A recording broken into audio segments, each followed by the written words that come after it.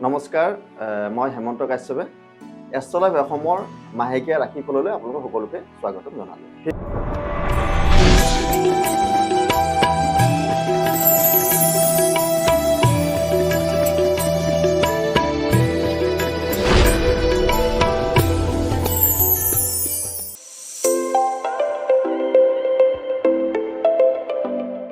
এইবাৰ আহি মই কৰ্কট ৰাশিৰ জাতক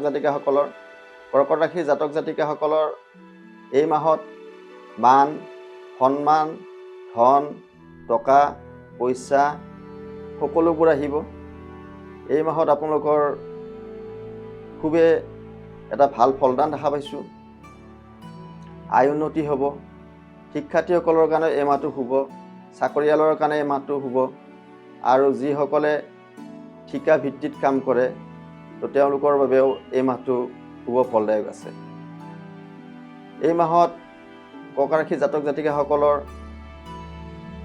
ধন টকা পইচাৰ সমাগম হোৱা দেখা পাইছোঁ, আৰু মান সন্মানত বৃদ্ধি হোৱা দেখা পোৱা গৈ আছে।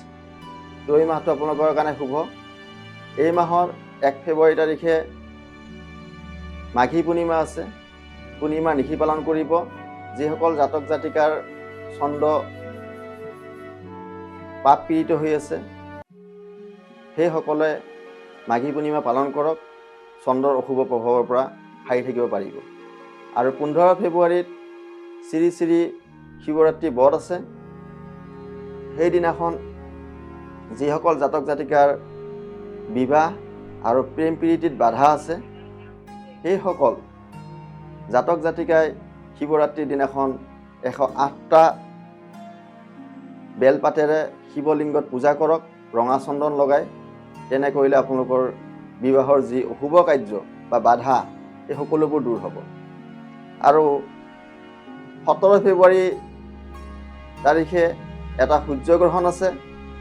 সেই সূৰ্যগ্ৰহণটো ভাৰতত অদৃশ্য হয়, কিন্তু আপোনালোকে প্ৰত্যক্ষ নকৰিব। সেইটো কৰিলে কিছু ৰাশিৰ কাৰণে ভাল নহয়। তো সূৰ্যগ্ৰহণটো সূৰ্যক প্ৰত্যক্ষ নকৰাই আপোনালোকৰ কাৰণে ভাল হ'ব, কাৰণ সূৰ্যগ্ৰহণটো 4 ঘণ্টা 31 মিনিট থাকিব। 3:26 পৰা ৰাতি 7:58লৈকে এই সূৰ্যগ্ৰহণটো চলি থাকিব।